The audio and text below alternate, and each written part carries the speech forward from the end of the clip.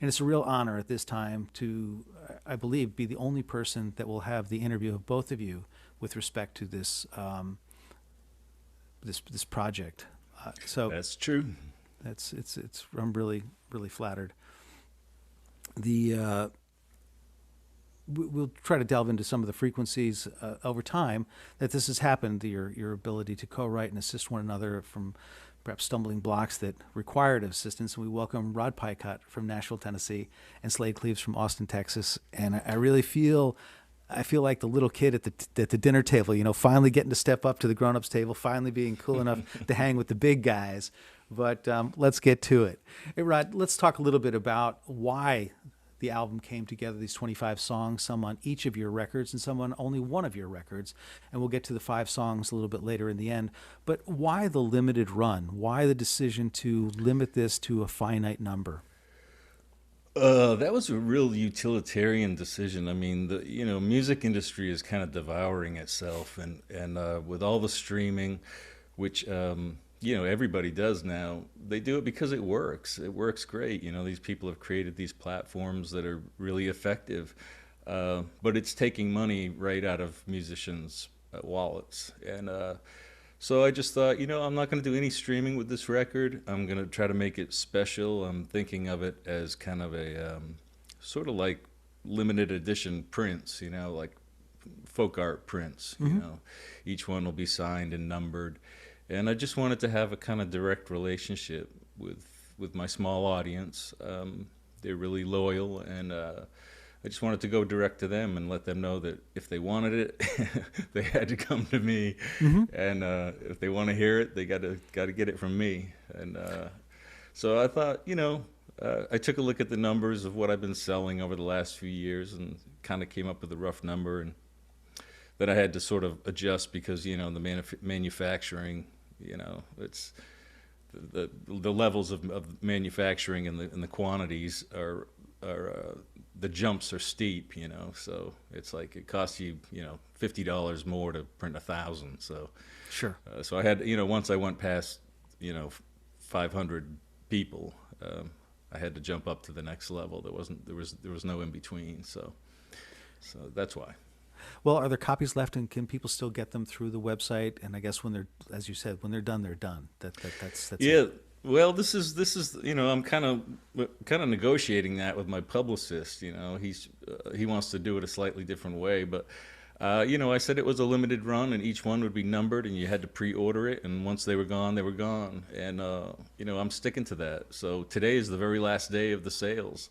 Well, Yeah, because they're supposed to ship today. So I'm just grateful. I'm grateful so many people got on board. I didn't expect. I wasn't watching the numbers, and when it went past 300 and then past 400, I thought, wow. oops. Yeah. It's not as quite as limited as I expected, but still limited. But once they're Well, gone, they'll be gone forever. Like the live album that I did. It's a fun way to think of it. It's you got to get in early, and that's the only way to get it. well, is this a long shot? But is there any possibilities or hope or dreams of maybe going to vinyl with the project? Because I think it would lend itself. I mean, just putting it out there. You heard it here first. I think it would just lend itself beautifully to a nice vinyl project and a nice double album.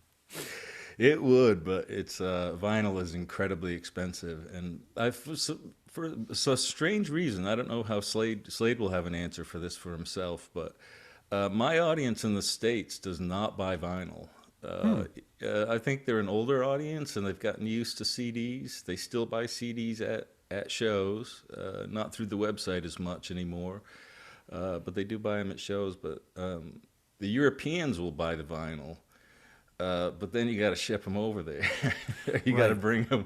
You got to bring them with you. You got to bring a 180-pound suitcase full of vinyl. So I probably won't be doing vinyl with this project. Yeah, that certainly is a serious consideration. And you've brought in a couple of people on the record. I know Slade's got a cameo on one of the songs, He but you does. brought He's in Nelson Hubbard and Will Kimbrough and Lex Price as well. Yeah, yeah, and Matt Mach on dobro and slide guitar, national guitar. I just wanted to. These are all songs that have been released before, of course. So you know, it's for the hardcore fans. I mean, they already know these songs and they've heard them. And, you know, with the various records that Slade and I have released them on, they've heard really good versions. I mean, Slade's records sound absolutely beautiful. So that was intimidating to step up to those songs, you know, and take a swing at them because he'd already done them and done them beautifully. So, you know, but I brought in different people to kind of add different dimensions, and it's not really a band record, but there's a little bit, you know, here and there, and some harmonies and a little bit of percussion, and it felt like the middle ground, you know. I didn't want to do another 26 songs with just me and the guitar or put anybody to sleep, so I had to bring some ringers in. Well, it's a bit of a garnish, perhaps, on the songs. Yeah, there you go. Garnish. So Slade, some of the co-writes appear on your records. Any thoughts of adding some of these that have not yet made it to your projects? Is there any conversation or thought about maybe putting them on a subsequent record? Yeah, there's a couple of songs that I've in this group that I've never recorded, and so obviously next time I go to make a collection, I'll take a look at them. And I think that You're Not Missing Anything. I think I did that on a radio show, and it was part of a public radio giveaway compilation or something. But I've never really recorded it myself. I almost forgot about it. But yeah, you know, when I'm making a record, typically, you know, I'm always scrounging around to find whatever fits onto the album and whatever I can find through the archives or through my notes, and you know, so I'll definitely look at that. And I can't wait to hear the new one that we wrote this summer. We put a new record. Did that song make the record, Rod? It did. It came out beautifully. Yeah. Oh, I can't wait to hear it. Yeah. All right. And this really goes out to both of you.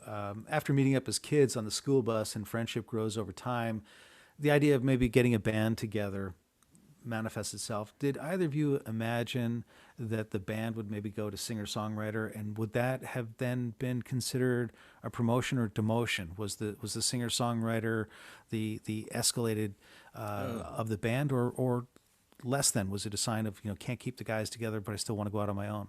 You go first, Slade. Right. Well, I think the dream always started with a band situation. I mean, when Rod sort of recruited me out of my nerddom in high school to join his band, his project, it was a thrill to play with your buddies in a garage and make that glorious noise. And so the band modality seemed to be the way to go. And after our high school band broke up, I got into cover bands and played and original bands in college. And it was only by default, I think, when I moved to Texas and I didn't have my band with me, and I entered a songwriting contest at a folk festival, that I became a folk musician or a singer-songwriter. I think just because I lost my band. And so when we were young, I don't think we ever considered being singer-songwriters at all. It just wasn't in our minds, I don't think. What about you, Rod? Yeah, I mean, no. When I was a kid, it was always about being in a band, and I think that we both had a kind of aesthetic that drew us to bands that had a great songwriter, you know, or a great singer-songwriter within the band context. So it wasn't a huge leap. And for me, you know, Slade had a very successful band up there in Portland, Maine for a few years, and I think, you know, wanted to jump into deeper waters and take a bigger swing at it, to go down to, you know, Austin, and where there was a you know, more lively scene and more possibilities. And for me, there was a big separation from that local scene that I grew up in, you know, playing in original bands. We had our garage band when we were kids, and it was a lot of fun. You know, we drank a lot of cheap beer and, you know, made a lot of noise and bothered the neighbors, and appropriately, that's what you do when you're 14 years old playing rock and roll. Glorious horribleness of it all. And then I had a few bands that were, you know, solid bands, but nothing special. And I think for me I really made a conscientious break from, I was playing bass in a band, and that's sort of not an instrument that's great for writing songs. And so I had to sort of take up guitar again, and learn the, try to figure out what I could do that fit my personality on the acoustic guitar. And sort of followed in Slade's footsteps in a way, because I had moved to Boulder, Colorado, and I was busking on the street and just kind of trying to relearn, trying to unlearn what I'd learned by being in a band, which is, you can make a great sound that's not really a great song. So I had to sort of unlearn what I had learned being in, sort of post-punk bands in that local scene. And it was real intentional for me. I decided it just wasn't worth, trying to keep a band together and always being the guy that, was doing all the booking and doing everything and organizing everything. I just thought, I'll just be a guy with a guitar. And so that's not what the albums are, but essentially that's what my career has been. Well, I would imagine that the logistics of putting a record, a tour, a project, anything together, including rehearsal night, is a whole lot simpler when you're a singer, songwriter, solo musician than the band leader with 4 or 5 guys or people that do or don't see it the same way. Absolutely, no doubt about that. Now, I think I've sort of thought about this a little bit later on in the interview, but it does come up. Your propensity towards bass, is that maybe the unlearned of the being a bass player in a band? Because you rely heavily. Many of your songs will open up with the bass sound, that heavier lower note. That's just part of, I've used this Gibson J45 that I'm not using today, but I've played the same guitar for 20 years since I started, playing solo shows and going on the road. And actually most of those solo shows were the opening for Slade. Slade was very good to me when I first started playing and put the first record out and bringing me out with him. Before I was ready. I wasn't very good. And I was really nervous. I was really uncomfortable on stage, but it takes time for some people, and I was one of those people. And he was generous enough to stick me up there for 6 songs, so I could kind of, keep moving myself forward.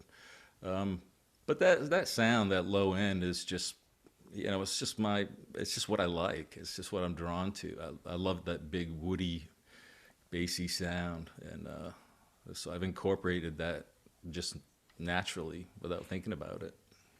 Well, it's definitely a signature sound, but and I think I've got this later on in the song, but your styles of music are so much different as they are the same. And for example, in some of the songs, Take Home Pay, Primer Gray, Welding Burns, they overlap in the narrative, and yet they're very different. Slade's perspective is almost a journalistic approach to the characters, with Rod almost an autobiographical approach. And while both of you grew up in the same town, but with different backgrounds, and I think from Rod's notes he talks about the difference between Salisbury Steak and Farm to Table.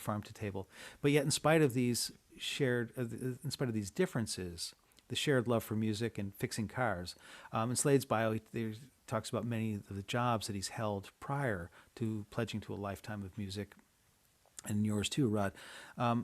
Your parents' aspirations were for you to be an electrician, you said, rather than a welder in the yards. Can both of you talk a little bit about how choices that you have made over the years have sort of colored your songwriting? For me, it was not really a choice. I mean, I got out of high school and I worked at a gas station for a little while, and then I got offered a job in doing construction, and I just needed the work, so I took it. And I didn't really have, I didn't have a lot of, I would say I had almost no natural musical ability. I couldn't sing. It was very, very difficult for me. All the pieces of doing this have been very, very difficult for me. So I stayed in construction for 18 years, and in my off time, just kind of kept pushing myself forward and, learning how to write songs and learning how I could use my voice, which is, it's not a great sounding voice. It's a slightly unusual voice. It's not, you wouldn't call it pretty, but it can do a certain kind of thing. And So for me, it was not really a choice. It just took me a long time to get to where I was trying to get to. But I was working on it all that time. I promised myself when I moved to Nashville that I was going to make a record, but I wasn't going to make a record till I had 10 songs that I thought were worth people listening to. And I held to that, and it took me a long time. It took me 6, 7 years. I was in Nashville before I made my first record, and Slade was already off and running at that point. So I don't know how does that work for you, Slade, with the different jobs. You were always kind of working towards it, weren't you? I mean, you were always, the music was already kind of happening, and you were more like working just for income, to kind of keep yourself going. Is that not true? Yeah, that is true. I mean, I had more opportunities than you did.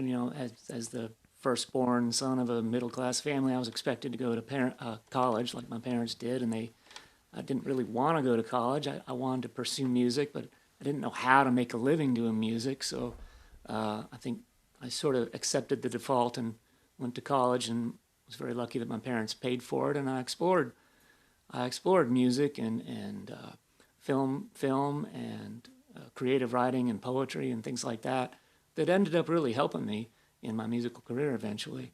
But I didn't find anything in college that pointed to a career. Making music for a living was a dream that you inspired as teenagers, and when you're hit with something like that as a 16-year-old, sometimes it stays with you for. It's a powerful thing, when you sort of develop that dream as a youngster and sort of talk it through. And I remember you and I working at our job after school. We had a job as janitors. We cleaned bathrooms, 6 floors of bathrooms in a factory, a GE factory. And, it's just like, really, this for like $3 an hour or something, like mopping floors and cleaning toilets for 2 hours after school.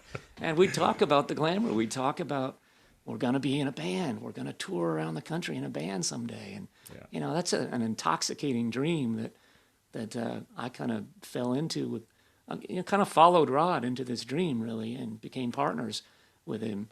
And so, I was wrecked from then on. My poor parents were, despairing that this bright child who was, in the honor society at Marshwood High School and on the math team. Yes, I was on the math team before Rod and I got the band together. I didn't know I was with Letterman. That's right.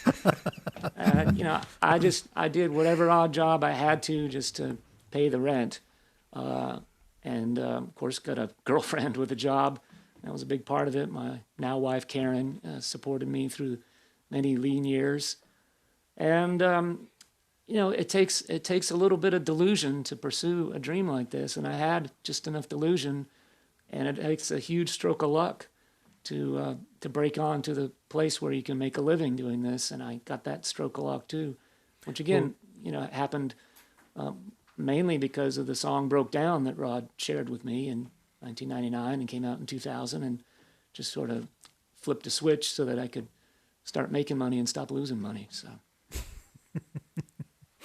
Well, I think that if you look at arts, sports, acting, music, these are all dreams of lots of young people, but few have either the opportunity, the preparation, or the fortitude to stick with it. You think about how many Little League baseball teams are there, how many kids play Little League, how many make it to the high school team, how many make it to the college team, or how many can survive the grind of the bus in the minors to make it to the majors. I mean, there's only 700 people play in the Major League Baseball in any given day.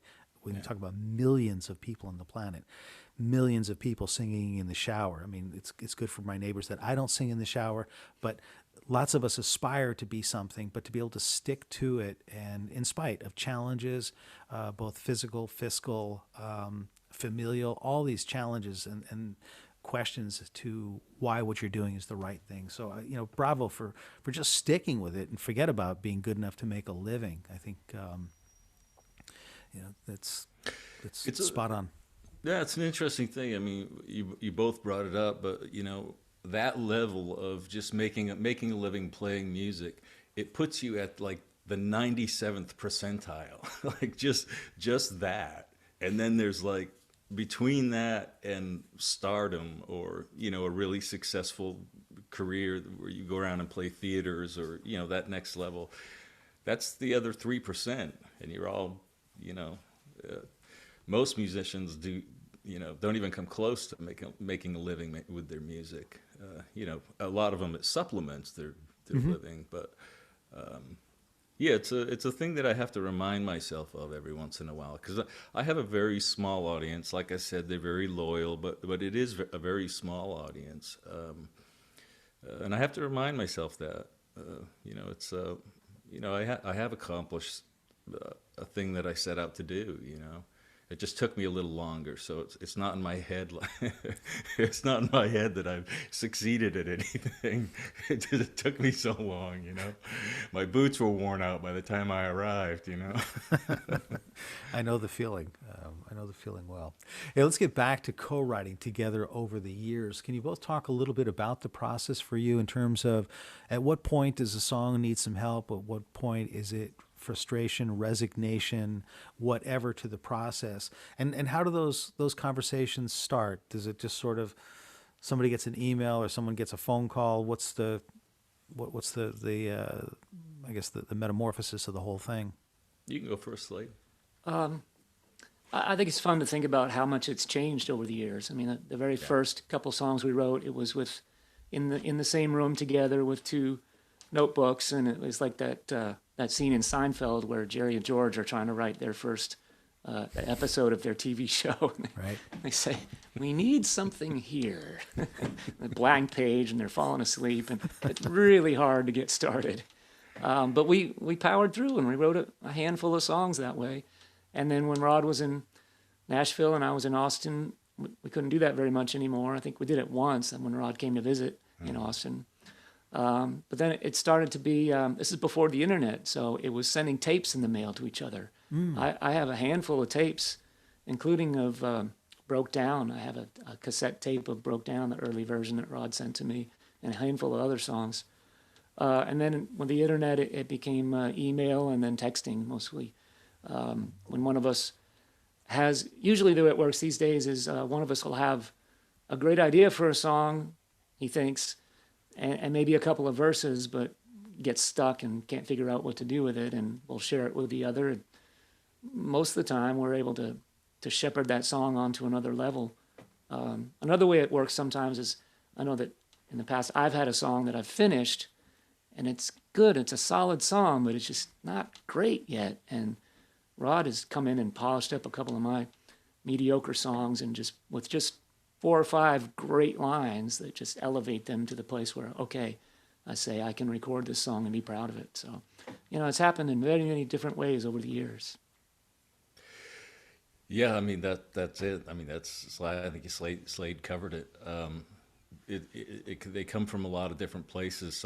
And we share co-writing credit in a kind of what I think is kind of a unique way, is that we don't really,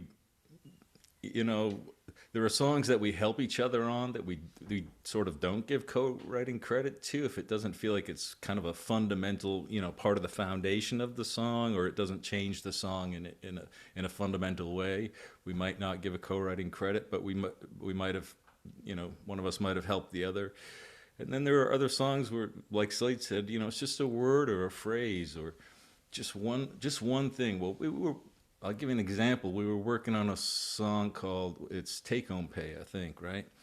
And, it was really good. We were both really happy with it, but I couldn't let it go. I felt like there's one element that needs to happen in this song, and that needs a bit of desperation. And I just kept thinking about, like, who is this guy? Who's the character? And where's the desperation? And I remember a friend who, when work, there was a lot of unemployment in Nashville at a certain time, and had a buddy that I worked with, and he was selling his plasma, for groceries, And I remember typing just an email to Slade saying, "We got to work in a blood bank." And a couple days later, Slade wrote that line, sent that line back, and it's the best line in the song. It makes the whole song. That line makes the whole song. Yeah, I can always And hit the blood bank on the way home. Yeah, I'm bone dry, but I can hit. But yeah, Bone dry, but I can always bleed. I'm bone dry, but I can always bleed. Come on. And I got that from life experience myself, because one of my more colorful day jobs that I had to support myself and Karen, well, not Karen, but myself, was being a paid medical research volunteer. I actually remember talking to Rod on the payphone at the facility, talking about songs and bands and stuff. I actually took experimental drugs for a living for a while. So what was that conversation like? Hence his- Listen, I got to go get something stuffed into my arm. I'll be back in a little bit. Yeah. This explains so much. This explains so much, Bruce. You don't know. So it's not a suntan. Right. Okay. I don't know why I look like Donald Trump here in my thing. No. You look. I very have been relaxed. outside. I bought a wood chipper last week because I've got all these cedars on my property that I need to chip up, and so I've been out in the sun quite a bit. I guess that's it. Well, for those of you on the radio listening, you look like you just got off the beach. You fell asleep with a pair of sunglasses on. You look like $1 million, and I'd settle to look for half like that. Settle to look half as good. But let's get back to the co-writing. There's a bit of vulnerability, I would think, that when you put out a product, when you put out a song. Some songwriters think of them almost as children, but I think that's a little bit extreme, but I think it's a product, it's a piece of you, it is your heart and soul. And when you put that out there to a colleague for criticism, for adjustment, for I'm stuck on this, there is that vulnerability. But you write in the liner notes that it was never really about the competitiveness while you're both striving to write the best song possible. Where do you draw the line? Like where is this good criticism? Where is it just excessive? Is it too much? And does that stop a conversation? Well, for me, I would say I tend to bring a song to Slade maybe a bit quicker than he brings them to me. He's a real craftsman, and a lot of times the songs that he brings to me are very quite finished. And I would say I bring things to him maybe a little sooner. Maybe I panic when I first get stuck, but I'm trying to reel it back into what your actual question was, which was. Well, the question really is not only it's a personal competitive things, but yeah. the vulnerability of putting out something that is yours, and Yeah. like asking someone to read your work after you've written something. It's like, what do you think? And the expectation is they're going to say, oh, this is brilliant, this is marvelous. Go. For me, the one thing I know for sure is I trust Slade completely, utterly, to tell me what he actually thinks.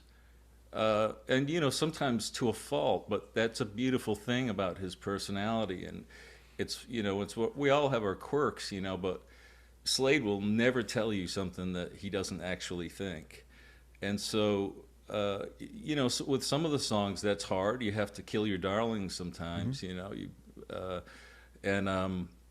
but I never ever have ever felt with any of the songs that we've ever written. I never felt like either that he was trying to hijack the song or turn it into something it's not, or wasn't giving his best to it. Mm-hmm. And however he responded is really truly what he thought about it, and where it was weak and where it was strong. And that's a powerful thing to have in your back pocket as a co-writer, to have somebody really smart that you really trust. And so it's easy for me. It sounds to me that it's almost more an edit rather than a fix. Like you're not bringing something that's busted and said, hey, can you fix this? Or maybe you are. I don't know. It's a huge range, don't you think, Slade? I mean, yeah, and I think that's the key is trust, and because we grew up together and we formed our musical taste together, I think that's one of the reasons we trust each other so much. We know that the other isn't gonna take the song in a weird direction that isn't in our wheelhouse, for instance. But also, Rod is as kids, I remember being fascinated with Rod's ability to be analytical and critical, not in a negative way, but in an analytical way, and that. And it took me, I had to go to college to learn how to think like that. But Rod could think like that before college.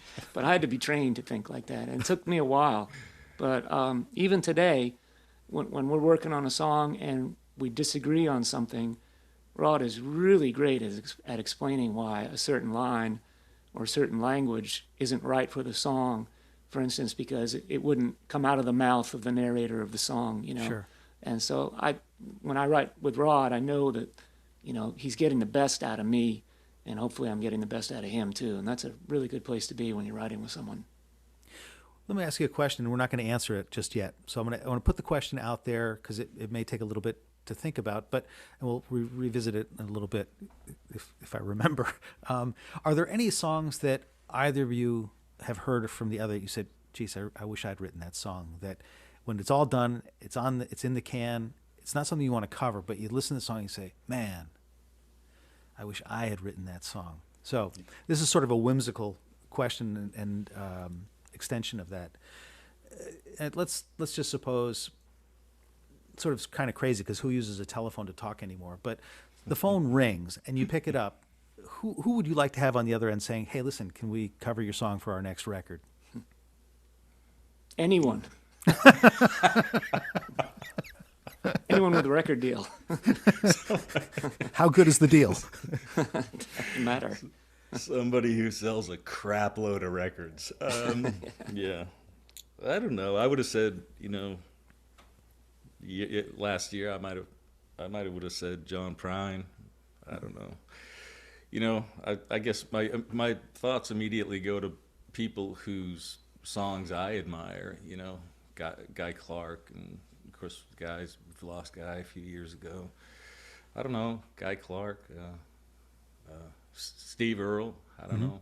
Bruce Springsteen. Bruce would be great because he sells a lot of records still, and he plays to big audiences. So you could have both, you know, a sort of critical, you know, a feather in your cap, and as well as a financial feather in your back pocket. Fat wallet in your back pocket. Yeah. I know the feeling. When Johnny Cash had his sort of late in life renaissance and was doing a lot of records, a lot of recording, and a lot of covers, that's when I was thinking, man, that would be the guy. Wouldn't it be amazing to hear Johnny Cash's voice on one of your songs? I mean, that was the guy at the top of my list always. I do remember you saying that, actually. Oh, yeah. really? Yeah. And if we sort of take that as an extension, is there someone that you'd love to co-write with one day? Either a song, a record, a jingle, a movie script, anything? I'd be too intimidated to co-write with anyone that I was a big fan of, I think. It'd be too stressful for me. Yeah, it would. I mean, I like. That's an interesting question. That makes me think of other kinds of writing. You know, like a screenplay. Mm-hmm. I mean, Slade is friends with this wonderful guy, Brian Koppelman, who's made some wonderful movies, and his screenplays are so smart. He's the showrunner on that Showtime series Billions. He's just a really smart, interesting guy, and I've had sort of tangential, you know, he's an acquaintance of mine. He's a friend of Slade's. He's an acquaintance of mine.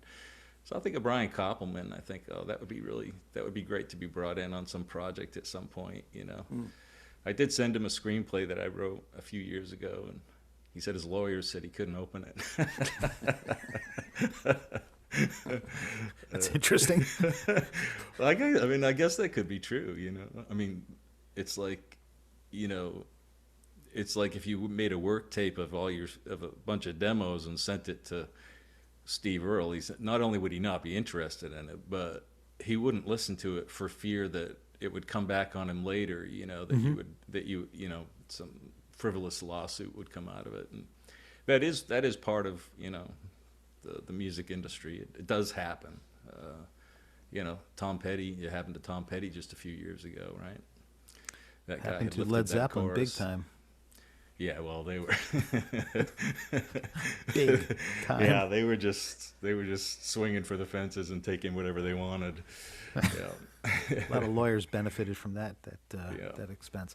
But it really does beg the next question on the list, and that is, besides your collective songwriting, I've enjoyed the writing that both of you do outside. Rod's collective book of short stories and poems, and sorry, but I can't wrap my head around poetry in general. So it's not specific to you, but there was a chapter in the poetry section in the Norton's anthology that taught you how to read poetry. Try to lighten up how you read it and try not to read it as a novel. And I tried all these tricks, and I still cannot wrap my head around it. But I love the short stories and Slade's blog on your website. I dig reading the stuff, the short story about the hotel, or blogs of events, the things that have happened. And I think, Rod, you did talk a little bit about this, but are there other literature projects that you're working on, and do you guys ever collaborate on any of those projects?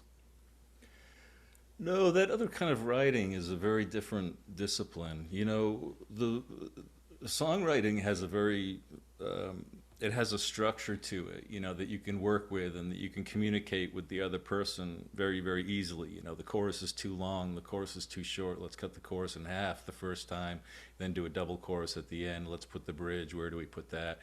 These are like building blocks. It's like being on a construction site. You're kind of, you can discuss those pieces of it. That's a little bit different than the writing.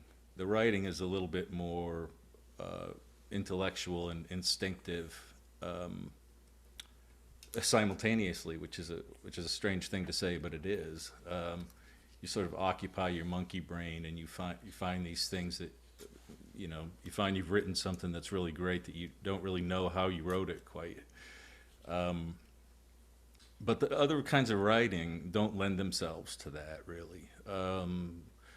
I would, I would happily send Slade, a short story to comment on.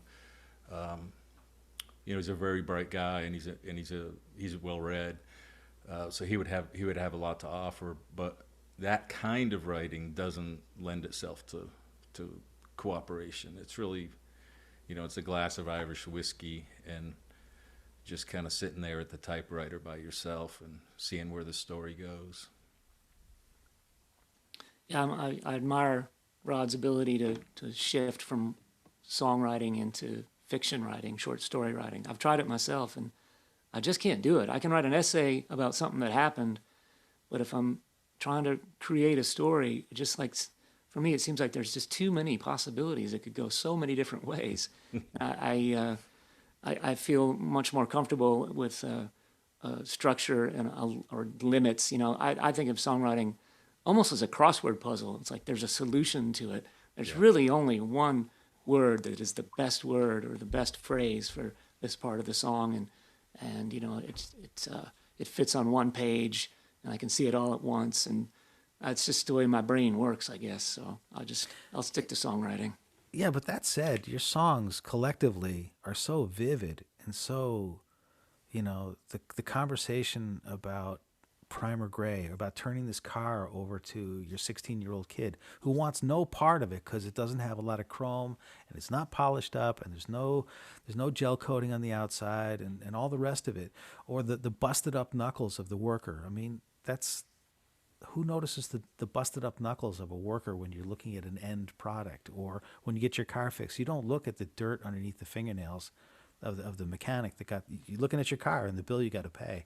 But I can see the people in the bar. I can see the people that have had a rough day. I can see the guy that's hanging rock and his shoulder is on fire from the moment he gets out of bed in your songs. And so I guess I don't understand how that can't become a novel for you, or a short story, versus an essay. I guess because both of your songs, they're so, I don't know. I mean, guy pulls out a clean shirt and it's already got yesterday's welding holes in it. These are the signs. I mean, you can't help but feel the heat of that torch in this guy's T-shirt that's still in the pile in his drawer, because they all look the same. You can't help but feel it. Well, I think what you're getting what you're getting at now is part of what makes the this particular co-writing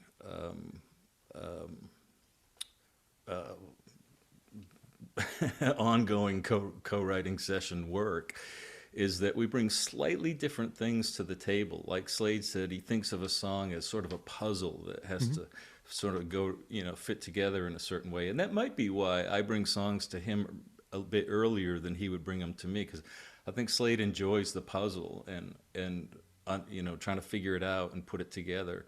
And for me, it's a bit more about the characters and the language and creating it. It's just such a beautiful experience to create a character in a song and build a song around him. And so, that may be where my proclivities, are. I might be more drawn to storytelling itself, whereas Slade has some skills that I don't really that I don't have. He's really good at figuring out where stuff goes in a song and the phrasing and where to change up. This is a kind of deep. This is a sort of deep. I don't know how many people would be interested in this, because it's we're wading in deep waters now. But Slade is really skilled at melody and chord choices and making things move in different ways, and when to go left, like exactly when to take a turn musically. That the song needs something to happen here, and I'm not as skilled at that. I would tend to send a song to Slade, like say I think Rust Belt Fields. I sent it to him, and it was just sort of it was kind of a Steve Earle ripoff. It was just kind of a banging away thing. And when he sent it back, I think it has almost every chord that's in that key that it's in. And he'd done something musically to it that was much more sophisticated than what I had sent. And then the song sort of came alive, as opposed to just being a version of something that I like in other people. And my recollection is I don't think I ever heard music to the early version. I think I remember I was at my camp in Maine, and I didn't have good internet, so maybe I didn't receive the audio, but all I saw was the words. And I had a melody that I actually dreamed, and like once a year, if I'm lucky, I dream a melody and can get to the tape recorder out of bed and record it in time before I forget it, because there's only a few seconds available there. And those words came through email, I think, or texts, a bunch of verses that you wrote, the first version of Rust Belt Fields. And somehow I just instantly knew that little snippet of melody could work with that song. And so I guess maybe it was good that if I had heard your original melody, I may have taken it more in your direction. Right. It'd be hard to. That is one aspect of songwriting is that it is difficult. Is once you start going down a road, if you go down far enough, the road gets narrow, and it's harder and harder to turn back around and find a different way to go where you're trying to go. So would you say that's really interesting? I didn't know that. Would you say one of you tends to fix a song by adding words versus one of you tends to fix a song or edit a song by crossing words out? I think it's in the middle. It's replacing words. I mean, there's a better word for that. We do that a lot with each other. There's better language we can use to convey that point. But part of to go along with what I was saying just a second ago, Slade is really good at phrasing, at making phrasing sound musical. And I'll send him, like, I might have a 4-verse section that is 4 lines, and the first line rhymes with the third line, or it goes A, B, C, B, or whatever. And Slade will say, well, no, take just the beginning of this phrase and move it up to the end of the line before it, so that that next line isn't exactly the same meter. So you go, you might have a slightly longer line with a few more syllables, and then a slightly shorter line that's a little more singable, and then a longer line again, and then a shorter line. Where I would tend to be more like, you know, just hammering nails. They're all the same, you know. Just he's really good at that, and we've you know, it's benefited me a lot. I'm still learning stuff. I mean, the last song we wrote, he did a lot of that, a lot of saying, you know, no, that section, that phrasing isn't right. You know, the ear gets bored if you just keep that same phrasing. You want to move this up here and move this down here and start this earlier, hold this note. He's real detailed about that kind of stuff. I would say I'm probably a little bit lazier about that stuff. Obsessive, maybe. Well, I think it's cool, though. I mean, after being in this art form for 20 plus years, you're still finding where you need each other's help and trust each other's help to finish off the product, to make it record worthy or audience worthy, or, you know, that your best fans are going to absolutely dig it. But Rod, you know, over the summer you began your Bespoke project. Now, did Yeah. that sort of give way to this? Was this the project? Was the album Wood, Steel, Dust and Dreams, was that a precursor, just hadn't yet come? And so let's back up a little bit. The Bespoke project was 100 people could send you a set list of 10 songs, and you would record them beginning to end, warts, whistles, bells, gongs, melodies, Yeah. whatever happened. There was going to be no takeouts unless, you know, the chainsaw started up next door. Maybe even that got put in. I don't know. It's in one. Okay. Your dad. Bob, I'm sorry, but it's in there. Yeah, I had to go ask him to shut the chainsaw down. Yeah. Trying to make a record here. So which came first? I mean, did one sort of, were both on the drawing board? Did one make way for the other? What was the impetus? I think that we had both thought of this idea just as a loose concept for a couple of years now, but just kind of, you know, way on the, you know, on the camp stove, you know, just way back there, just as a concept, just kind of seemed kind of sort of interesting.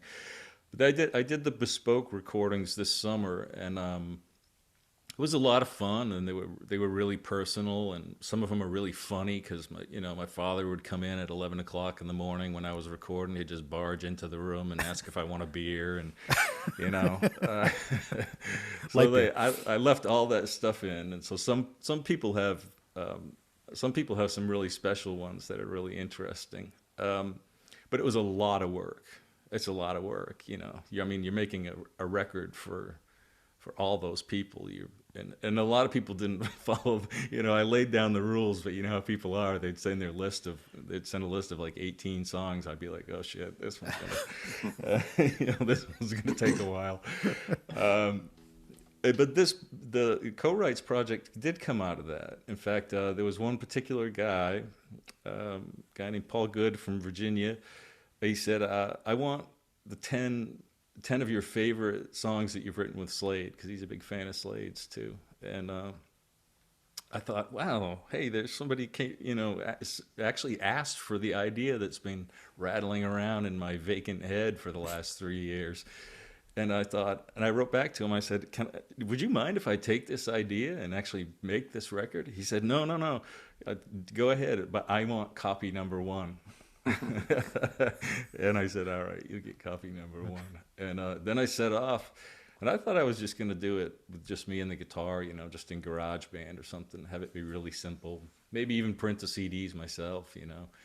But then it grew. I mean, so many people ordered the thing that I wanted it to be really nice. I kind of, the scope of it changed, you know. I thought, I want to have a really fun cover, you know, so I had to hire a designer, and the song sounded pretty good with just me and the guitar, you know. I got some good takes, and but it's long, you know. It's actually 26 songs. There's one non-co-write at the end. It's a song about our garage band when we were kids, and so there's 26 songs on there. 25 of them were co-writes. The last one's just for fun. I was going to ask you about that a little bit later on. But the name of the record, Wood, Steel, Dust, and Dreams, that seemed very organic. I was sort of exploring that, and I've been listening to the conversation as we're talking now, but it seems that it's very organic and also very encompassing of everything, you know, wood, steel. the dust that comes from your work, the dreams that led to the project. Did I miss the boat? No, you got it exactly right. I mean, I don't think I'm not sure if it's a brilliant title, but I think it's a lovely title for I think it represents the piece of work, wood. We've been banging on these guitars for all these years since we were kids. Steel, the strings, actually it's nickel, but, and cars, and we both had a series of, questionable Plymouth Dusters when we were kids, and into our young adulthood too.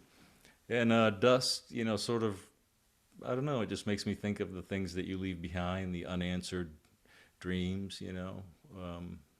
What's left over. Makes me think about looking back and dreams. It all starts with that dream when you're a kid. Like Slade said, you used the perfect word. It's an intoxicating dream, and there is nothing like the feeling. And this other people have said this before, but there is nothing like the feeling when you're 14 years old and strapping on an electric guitar and plugging it into an amp and hitting that G chord. There's nothing better. And I got goosebumps when you said that. Really. Yeah. True. I mean, we had Slade and I used to. I'm going off topic a little bit, but this is how obsessive we were when we were kids. I mean, we used to go to concerts when we were just kids. I mean, I saw a Springsteen when I was in 7th grade, I think, and we both went to a lot of concerts when we were in high school. We saw the Who, we saw the Pretenders. We saw all these amazing bands, and it's a thing that gets its hooks into you, and it's a fire that stays in your belly. That's a little bit of a cliche, but that's kind of what it feels like, when you're excited about it, when you've got a great song cooking and you're working on it, or you've got a great show coming up that is going to be great, and you're feeling good about your voice, and you're feeling strong. It's just an intoxicating thing. It's hard to let go. Really And it's hard to find something else that is anywhere near that good. I think we sort of got spoiled with this. Hey, you can make music and make people happy and make something really cool and maybe even make a living at it. And who would want anything more than that or anything different than that, right? True. I think a lot of it too. I mean, Slade and I have very different personalities, and we come from slightly different backgrounds, but we both share this thing of a lot of people in rock and roll, and a lot of singer-songwriters, a lot of people who are in the arts are outsiders. They're people who feel that they don't belong to, and they just have a need for expression, and it's a fire to, writers are writing to explain the world to themselves, unless you're writing beach reads, which neither of us are. And so we share that in common, I think, as well, feeling not a part of things as kids, with the rest of the kids. It was a very small town. It was very provincial. It was a beautiful town, but it was, if you didn't play football, you were invisible. Basically, you were invisible, and I think we both felt some of that. Todd Snyder's song about Louie Louie and the ballad of the Kingman, when he talks about Marilyn Manson being nobody, getting his lunch money taken, so he becomes a rock star, and now everybody wants, he's everybody's best friend. He's sick of the quarterback getting all the girls. Yeah. So, I think I was wondering, as I was listening to the record, was there ever, and has there ever been for either of you, I think, the urge to go back and rewrite the same song to fix it, to change it, to add to it, or take something out of it?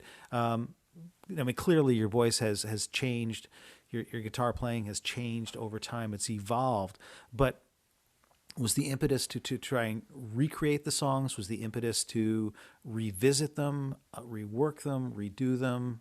What was... Oh, for this particular record? Yeah, for this particular project. I mean, and has there ever been? I think for you too, Slade, has there ever been a dream or desire to go back and remake a record? And what really kind of comes to mind is Sean Colvin's "Steady On," where she took a record that she made 30 years later and reworked it, but worked it fast, but did make some changes, some things that she wanted to fix.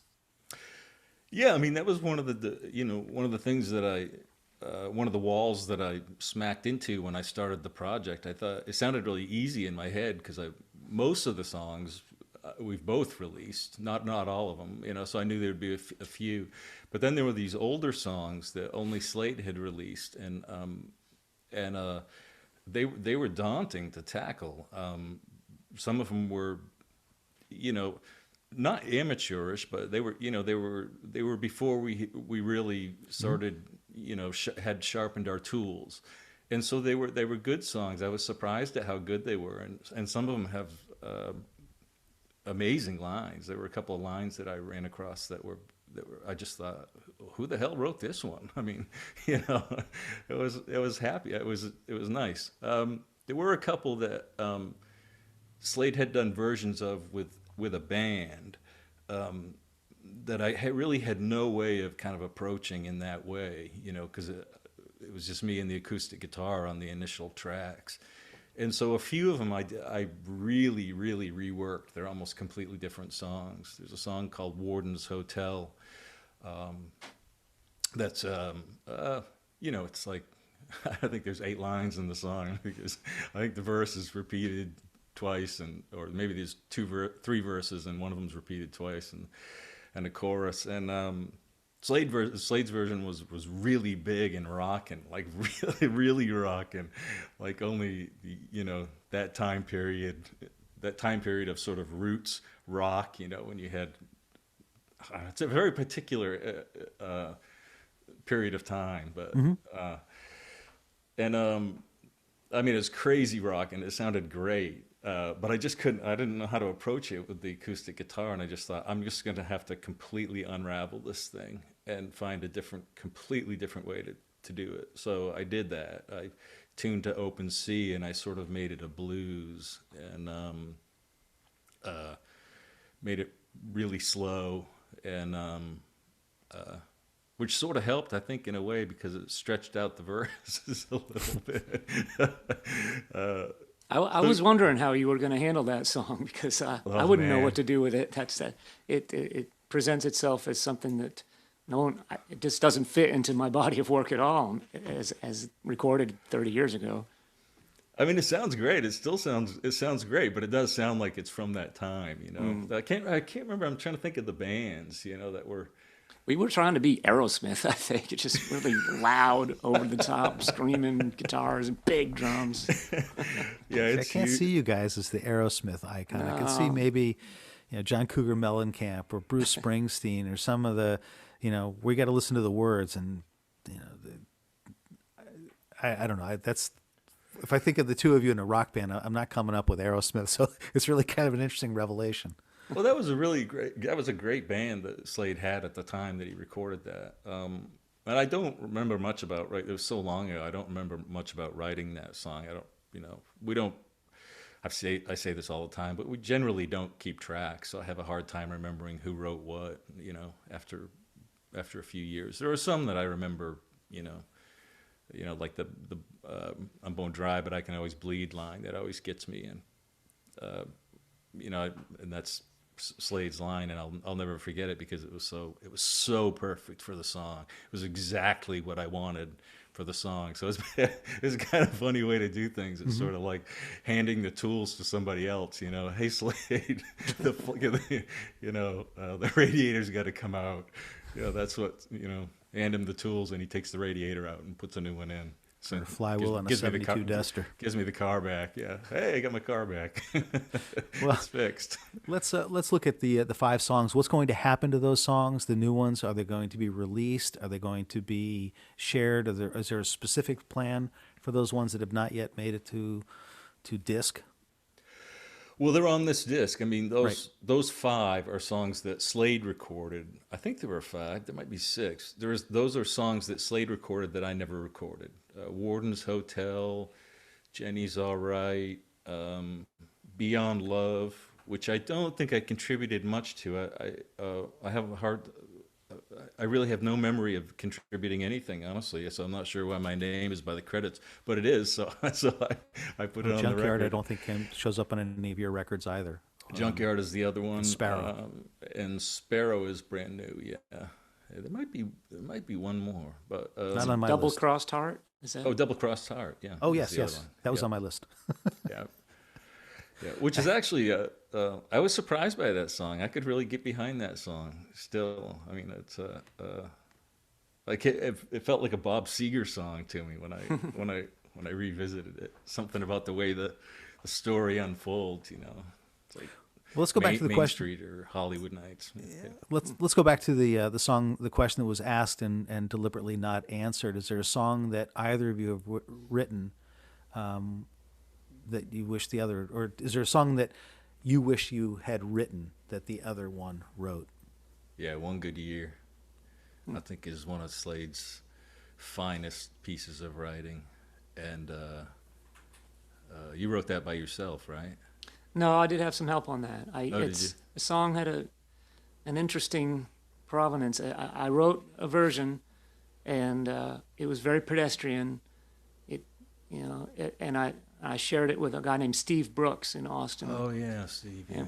And we worked on it in person one day, and he's I can't remember exactly what he did, but he changed its trajectory somehow, and I knew that we were on track. And then I brought it home and finished it because he sort of set the new path, and I was able to finish it on my own. But he was instrumental in making that one happen. I think in terms, Rod and I, we talked about the competition earlier, and it's a very healthy sort of inspirational competition, and our careers have kind of gone back and forth. Like I remember when he had his first original band before I had an original band, and I was so enthralled with Big Rain. Was that the name of the band? Yeah. Yeah, and so I was in a cover band still, not writing yet, and Rod had a band of original music, and that was just really inspiring to me. And like his record "Girl from Arkansas," I just remember I got a copy of that CD. I put it in my laptop, listened on headphones, and from the very first note, I just went, wow, this is. I just knew it was a perfect record somehow. The sound was just fantastic, and that inspired me actually so much. The sound of that record and just the whole record itself, that my next record I had Rod produce it for me. So I'm surprised. I'm surprised more people haven't hired Rod to produce, because he did a fantastic job on the Unsung record, which is all songs by a friend of mine. My last record out on the Rounder label, all songs by friends of mine, and Rod produced in Nashville, and it's a beautiful sounding record. It is a beautiful record. Yeah, I mean, recording is. I like producing because, like, you're not the guy in the hot seat, you know. I've worked with a couple other people, but nobody at the level that Slade's at, and I love the process, and I, like Slade was saying earlier, I do enjoy analyzing things and pulling them apart and seeing why it works or why it doesn't. And so I might not be as instinctively or as skillful musically as Slade is, and I'm not nearly the singer that he is as well. So I'm kind of limited there. I do kind of have an ability to pull things apart and sort of figure out why they work or why they don't work or what's happening. And I have a very specific concept about producing. I have other people produce my records, but I'm definitely part of that team that's making those decisions. And it's very geeky. This is a very geeky thing, but I think of production as like you've got this window right here, right? Mm-hmm. So if you've got a guitar, you've got a vocal. Each of those things can be really big in the mix. Now everything you add into that makes those other two things smaller. So you have to be very careful as you go along, because the more things you add, the smaller each thing gets. And that's sort of my concept. And so it depends on what kind of record you want to make. You can have the drums be really big, but you're going to that's pushing the vocal back. It's not going to be lyric centered, and unless your drum beat is maybe you want to go halftime on the drum beat. See, I love thinking about. I'm excited just Yeah. talking about it. I love thinking about this stuff. But it's a whole different approach because you see the whole as finite, whereas somebody else might see the whole as infinite. So we don't have to make something smaller. We just make everything bigger. And your feeling is no, this is not about making it bigger. It's about staying within the box. And what can we do to make that box right? Maybe we need a new box. I don't know. But it's going to fit in a box. And once we've started out with the box, maybe there's a little bit of latitude, but it's as opposed to just, it's easier just to go out and get a big new box, get a bigger one. But you feel that you've got something that's, anything you add is going to take away from something else. So it's got to complement, it's got to fit in. Yeah, well, it pushes the other things aside. You know, I mean, that's just my concept. You know, I don't know that I'm right. It's just kind of how I hear things. It's kind of, you know, you listen to those old Rolling Stones records, and you listen to all the stuff that's going on, and the percussion, and the whole band playing, and you know, 5, 6 guitars playing away.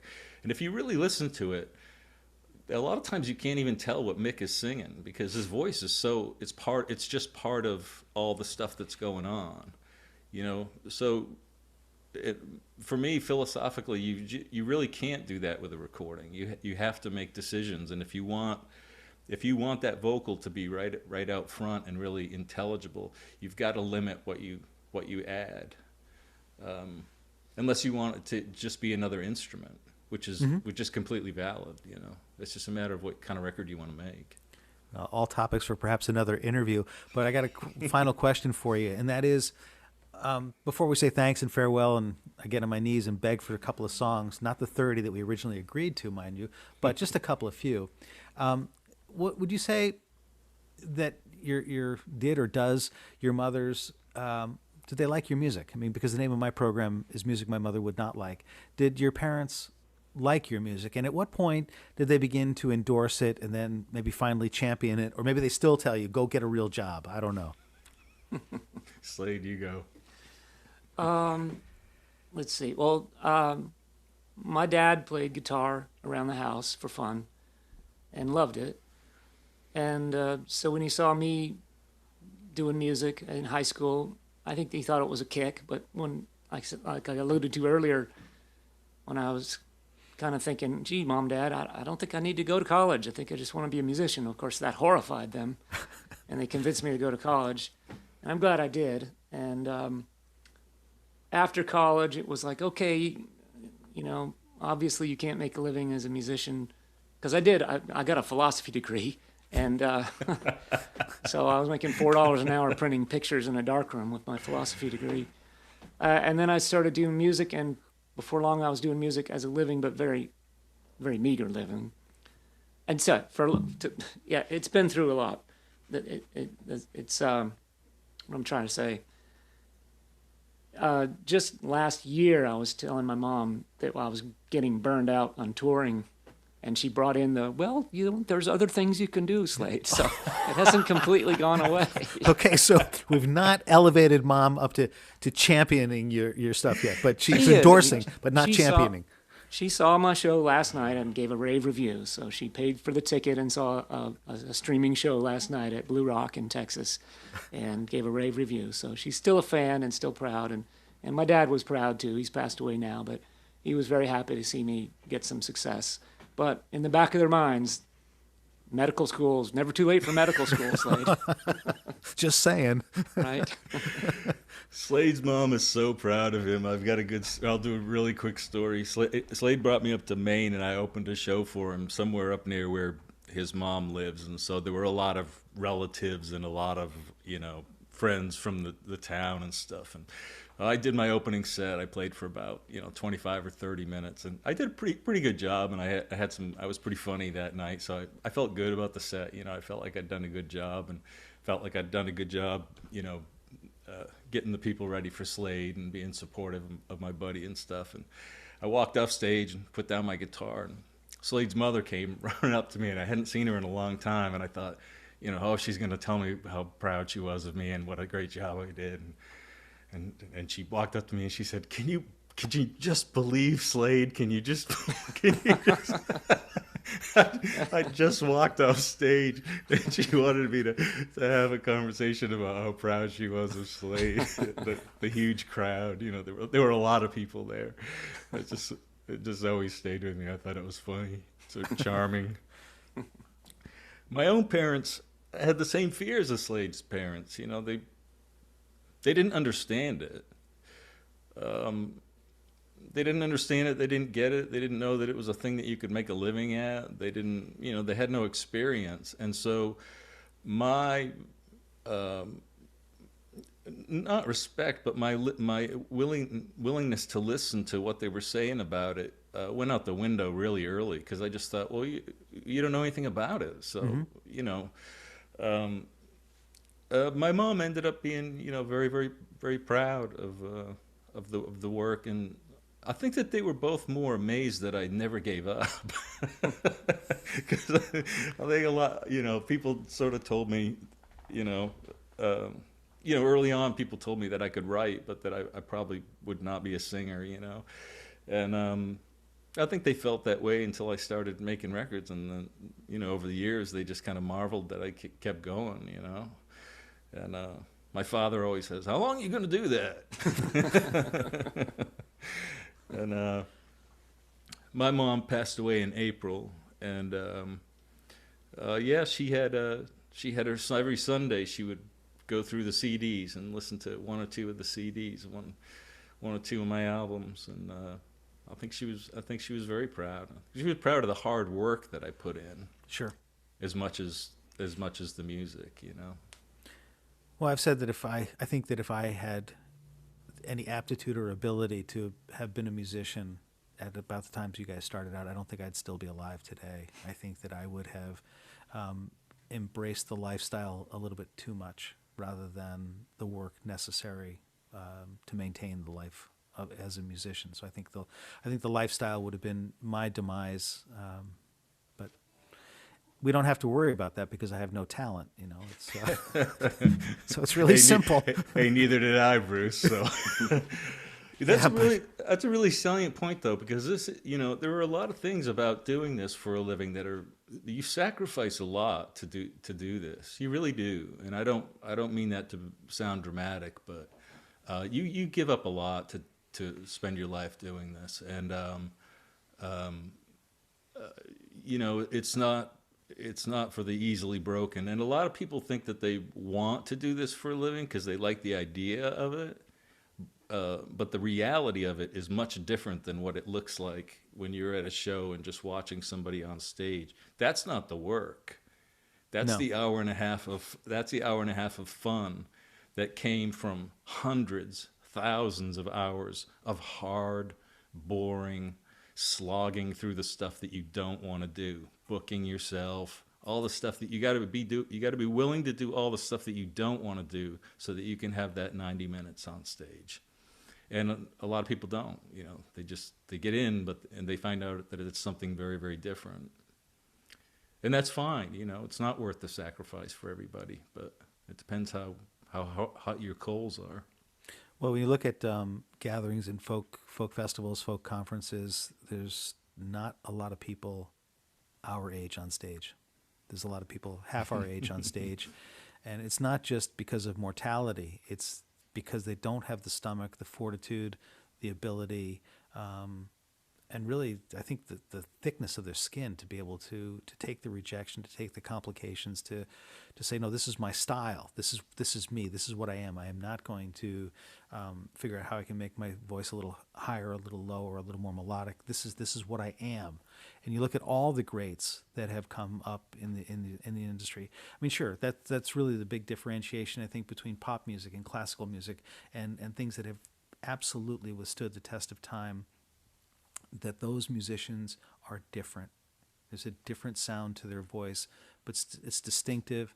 And I think for a lot of people, you love them or you hate them, and there's nothing objective about one or the other. It's just you're in or you're out. You can either take this type of voice and see it. I can't listen to Tom Waits, brilliant songwriter, musician. I can't. He breaks my heart every time he opens his mouth to sing a note. I think that he's singing the very, very last song he's going to sing for the rest of his life. He's going to keel over and die right then, right there. And I can't bear that responsibility to have heard his last song, so I can't listen to any of it. And yet, and no, really, I mean, kidding aside, but then there's other things that that the uniqueness of the sound is so important that it draws you back. And then there's also songs that you really need to build a callousness towards. I think, Slade, the first time I interviewed you, I said, I used to have to play Breakfast in Hell very early in the program and very early in the set. And I finally graduated to it can be the first, second, third, fourth, 10th, whatever in the set. And I don't got to go get a box of Kleenex.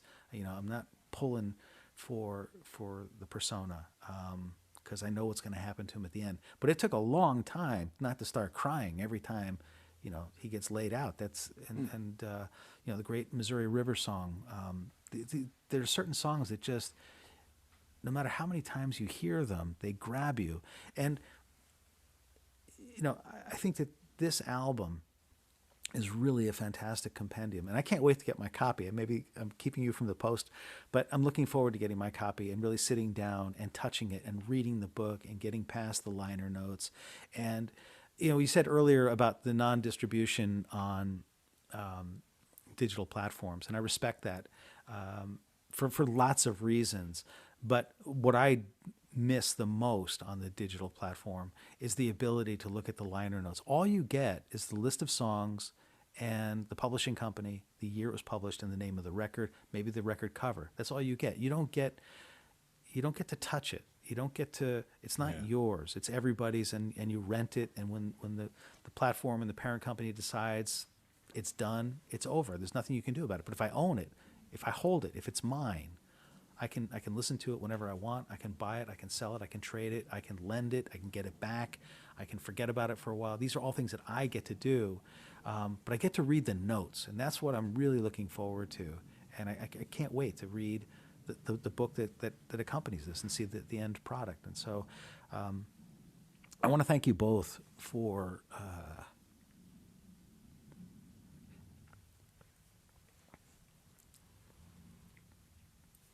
yeah. Thank you. You're welcome. Really appreciate it. This was a wonderful, in-depth, and thoughtful conversation. And they're not always like this. That's right. Some are better than others, but no. Anyway, it's really just you know, for you guys to go on stage, that's me on radio. That's what I've sought out my entire life. So I know not what that's like, but I know that I know the similarities perhaps to flipping the switch, and now it's just me. Now it's just you. That's it. It's us. Or when you're on stage, it's your show. You control the songs. You control the flow. You try to add to the audience experience by songs, stories, background information, joke, a levity. Maybe the next song is not going to work. You've got that latitude, as I feel I do on radio. So in that sense, it's similar. But yours is the ability. Yeah. Any monkey can do what we do. So anyway, bravo. And thank you again so much for that. Can we get a song or two, please?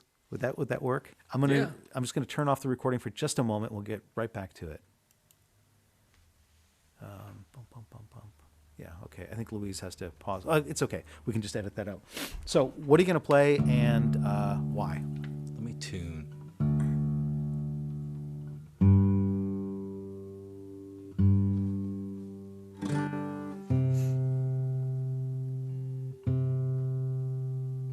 I'm gonna play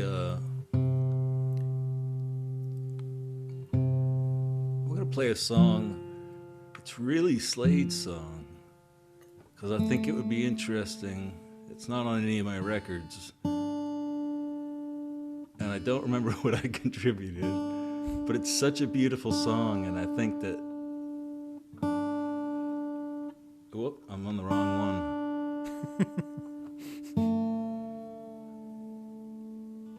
Real pro here.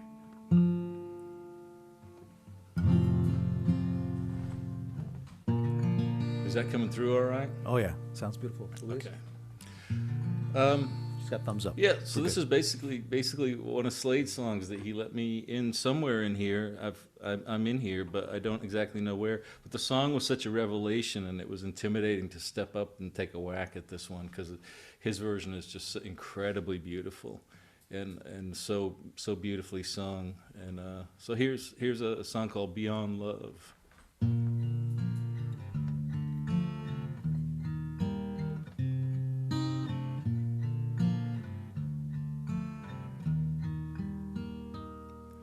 She sleeps softly beside, and in secrets we abide. Long gone is the sharp pain of young love's foolish game.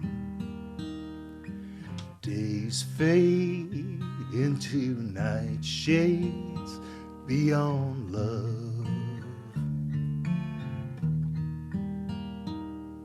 Sometimes I'm afraid she puts too much faith in me. And God knows that I try, but I'm bound to fall sometimes. Perfume faint as empty whiskey glasses, sweet and soft. Dusty bedside table lamp throws light on something lost. Days fade into night shades beyond love.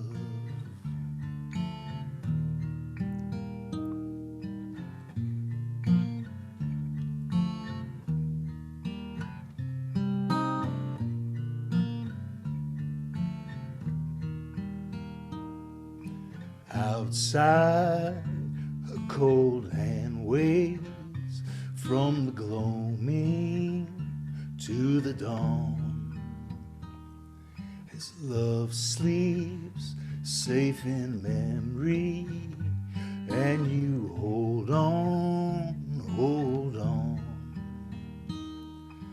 Perfume faint as empty whiskey glasses, sweet and soft. Dusty bedside table light throws light on what we've lost. Love fades into night shades beyond love. Days fade into night shades beyond love. Beyond love. Beyond love.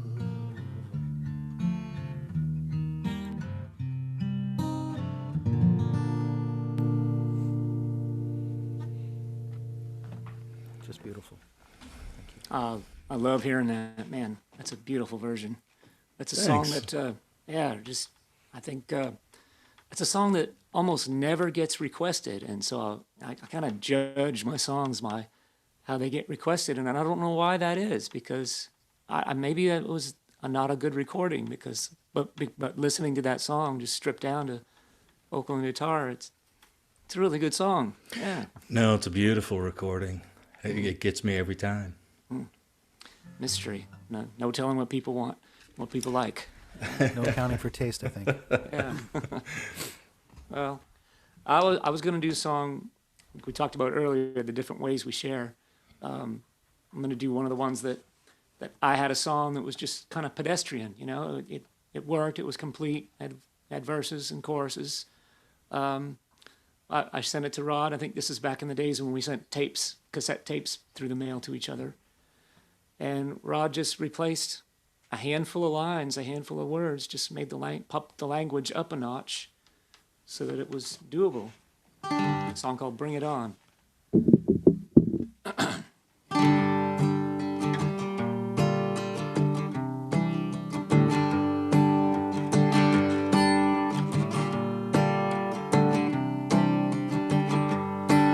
I know we don't deserve to be going down this way.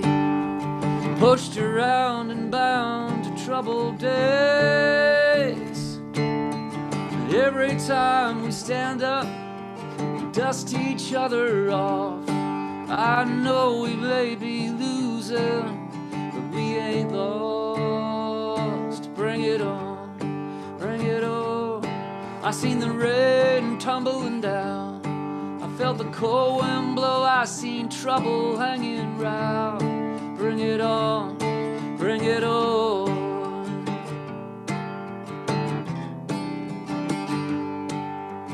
Once I dreamed of riches, of happiness untold. Now hopes lie scattered trash along a lonesome road. But I don't ask for mercy, it just don't work that way. Today I'm down, but hope will rise another day. Bring it on, bring it on.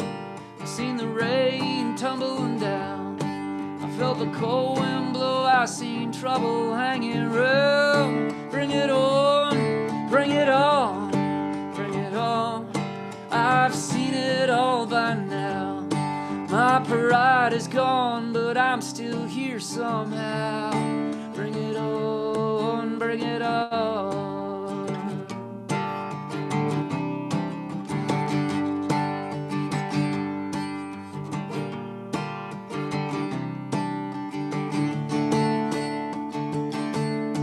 And all those little dreams that never came to be, well, I keep your every teardrop down inside of me. As I watch you sleeping, I hope that you still dream. 'Cause lately when I wake up, I don't feel anything. Bring it on, bring it on. I seen the rain tumbling down, I felt the cold wind blow, I seen trouble hanging round. Bring it on, bring it on, bring it on. I've seen it all by now. My pride is gone, but I'm still here somehow. Bring it on, bring it on. Oh, bring it on.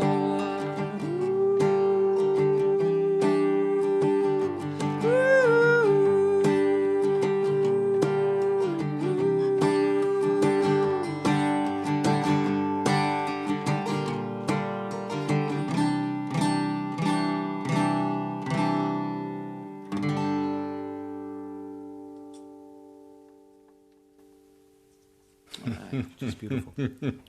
Yeah. Thank you both so much. This great record, Wood Steel, Dust and Dreams, Rod Picott, Slade Cleaves. Thank you. Now I can get some sleep. Thank you, Bruce. It was Thanks, really Bruce. great. Thank you. Thanks. Good to see you, All old right. buddy. Good to see you, man. All right, can't wait to hear the record. I hope you'll be proud. I think I did us both proud. You sending them out tomorrow? No, they should be shipping to me today. Oh, okay. Shipping you to- Yeah, that was the confusion about that. Yeah, they should be shipping out to me today. So Awesome. I'm crossing my fingers. You're writing Okay, a so lot of that's pretty addresses much the out. way I want this thing to go. Are you ready to start? I hope that you enjoyed this conversation in depth with Rod Picott and Slade Cleaves about Rod's new album, Wood, Steel, Dust, and Dreams, the collection of 25 songs that they believe are the only 25 that they co-wrote. And again, it falls into their special category of what is a co-written song. You might get more information about these artists. Check out their merch table, check out their tour schedules, both in person and virtual, on their websites, rodpicott.com and sladecleaves.com. You can join their mailing lists and get up-to-date info on these two greats. It's the best place to do it, right at their website. And more information about the podcast series, my radio broadcasts, and streamlined concerts can be had at musicmymotherwouldnotlike.com. My special thanks to Rod and Slade for agreeing to grant me this interview, and to Adam Dawson of Broken Jaw Box Media for his assistance with pitching the ideas and helped me to line up all the pieces that make this thing possible. And finally to Louise Baker with day of interview, technical assistance, and advice. I hope you've enjoyed this conversation. For me, it was eye-opening. It was informative, and I have such dear, fond respect for both these guys. I also wanted the sightlines to be a little bit different. So that's why I'm not sitting with the white shirt on in the rocking chair for the intro and the outro. I'm Bruce Swan. Thanks so much.